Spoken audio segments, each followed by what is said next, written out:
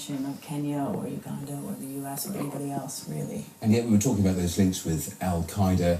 There is an international dimension very clearly here, and actually that international dimension has long worried about Islamists in this region. So in terms of trying to combat this problem in the months ahead, how easy or difficult is that likely to be? Well, these attacks are definitely going to make things much more difficult in Kenya in particular, because there's likely to be a backlash amongst Kenyan population, public opinion, already a hardening against Somalis, of which there are more than 500,000 refugees living in Somalia. There are upcoming discussions between the governments of Somalia and Kenya about the return of refugees, and one of my fears is that they will try to seek to prematurely repatriate people to Somalia before it's safe to do so. There'll probably be revenge attacks as well on Somalis within the community. So in that sense, it really doesn't bode well. In terms of the longer picture, I think that this will just erode al-Shabaab's base of support from within Somalia, and they have really very little to gain from it.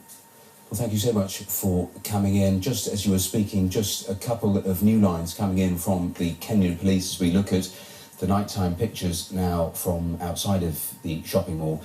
The Kenyan police saying that they have arrested more than 10 individuals for questioning in relation to the attack. Now, what's unclear from that is whether those arrests have been made from people inside the shopping centre or outside, because a little earlier in the afternoon we were hearing about an arrest that was made in the airport. So that is the latest line, that 10 individuals have been arrested for questioning in relation to this attack, and they are also saying that over 200 civilians have been rescued, with 65 receiving treatment in various hospitals. So number of treated slightly going up from the last official post.